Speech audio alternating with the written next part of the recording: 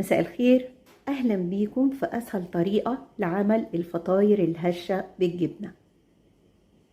فطاير حلوة جدا ولذيذة وسهلة وسريعة، وتخليكي تستغني عن السندوتشات بتاعت المدرسة اللي بتعمليها كل يوم، وهتعملي الفطاير دي مرة واحدة في الأسبوع وتشيليها في الفريزر وتسخنيها وتديها الولاد في المدرسة. فطاير تنفع للفطار وتنفع للعشاء، يعني حاجة سهلة وجميلة وفي منتهى الجمال. يلا بينا نشوف هنعملها ازاي. بسم الله الرحمن الرحيم.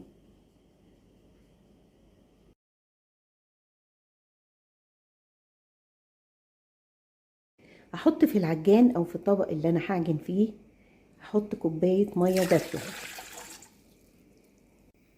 وهزود عليه كمان كوباية لبن دافي،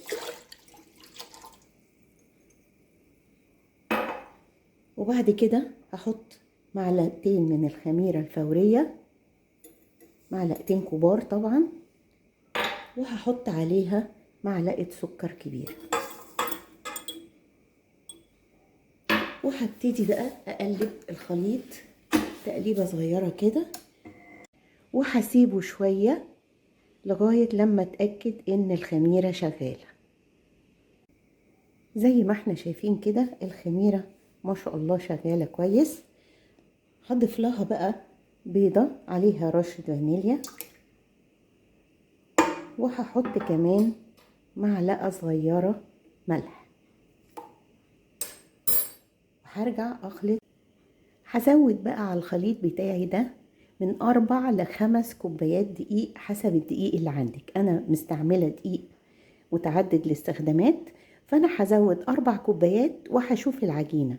لو العجينة كانت القوام اللي انا عايزاه وطرية ولينة الليونة اللي انا عايزاها، يبقى خلاص هكتفي ب4 كوبايات. لو لقيتها ان هي لسه مش بتتشكل، فكده يبقى هزود ال5 كوباية. هنشوف مع بعضينا. هنحط الدقيق ونضرب ونشوف. هحط الاول 4 كوبايات. بعد ما ضربت العجينة بال4 كوبايات، لا حسيت ان العجينة طرية مش هينفع اشكلها، فهزود كمان كوباية من الدقيق. يبقى كده انا عندي 5 كوبايات دقيق. وهنضرب تاني ونعجن تاني ونشوف القوام. العجينة بتاعتي قوامها مسك شوية بس مش قوي، فهحط لها معلقتين من الزبدة كده، وهرجع اضرب تاني. انا طبعا ممكن جدا اضرب بايديا، يعني اعجن بايديا، ولكن انا بستسهل. خلاص كده عجنت العجينة تمام وبقت زي الفل. بقى قوامها بيلزق شوية لكن مش قوي. هسيبها بقى لما تخمر، هسيبها مثلا ساعة او نص ساعة حسب الجو عندك، ونشوف هنعمل ايه بعد كده. بسم الله ما شاء الله، الخميرة عندي كبرت اهي وخمرت وتضاعف حجمها. هشيل بقى الغطا من عليها وابتدي انزل الخمران ده شوية كده كده، وعلى مكان بقى صينية او على رخامة اي حاجة تكون مدهونة او مرشوشة بالدقيق، وهاخد قطع كده وابتدي اكورها اهي كده. بتلزق شوية وده احسن عشان تديني العجينة الطرية القطنية دي اهو. وهحطها كده، وهاخد قطعة تانية، والقطع كلها تكون متساوية علشان لما نيجي نفردها تبقى بالظبط قد بعضها.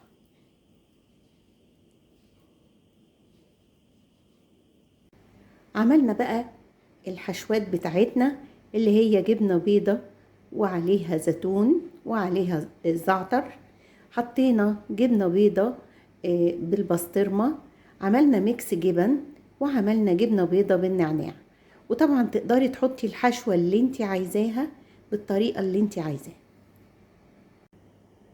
احنا بقى كنا غطينا العجينة بتاعتنا، الكور اللي احنا عملناها، وسبناها كده لما خمرت وبقت شكلها حلو. هنبتدي بقى ناخد واحدة واحدة ونفردها. هبل ايدي شوية زيت كده. هاخد اول واحدة اهي،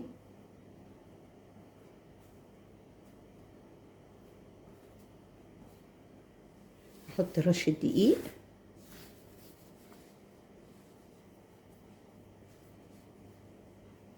وهحاول افردها كده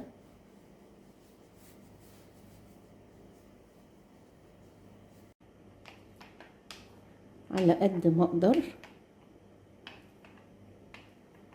العجينة طرية وبتلزق شوية علشان تديني الطراوة اللي انا عايزاها. هجيب بقى الجبن اللي احنا عاملينها، هحط هنا الجبن المشكلة كده،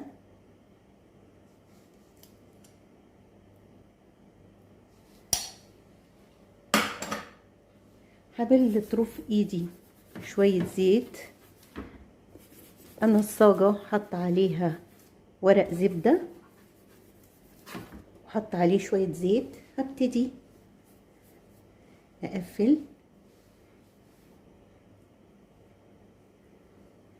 كده كده اهو.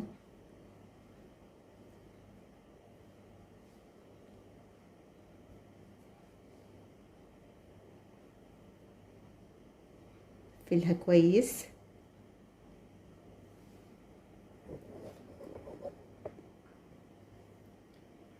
هقفلها كده اهو.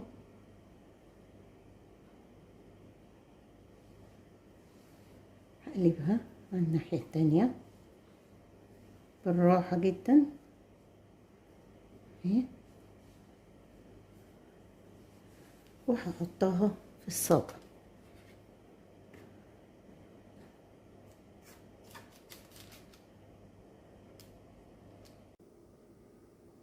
خلصنا كده كل الفطاير بتاعتنا وحطيناها في الصاجات، وبعد كده سبناها نص ساعة كمان علشان تاخد وضعها كده في الصاجة. فنفشت كده شوية وبقى شكلها لطيف جدا. هنجيب بقى بيضة ونحط لها رشة فانيليا عشان الزفارة، وهندهن كل الفطاير بتاعتنا دهنة كويسة كده. هنجيب بقى سمسم او حبة البركة اللي موجودة عندك ونحط كده على الفطاير بتاعتنا. هاخد بقى الصواني بتاعتي وهدخلها على فرن مولعاه بقالي نص ساعة على درجة حرارة 200 لغاية لما تستوي ووشها يحمر. يلا بينا على الفرن. طلعنا الصينية بتاعتنا هنا الفرن. هنغطيها بقى بسرعة بفوطة مبلولة ومعصورة علشان تفضل طرية.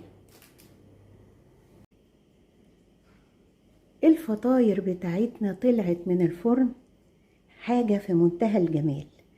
لو شميتوا الريحة بس من غير ما تدوق ولا اي حاجة، حاجة مش معقولة.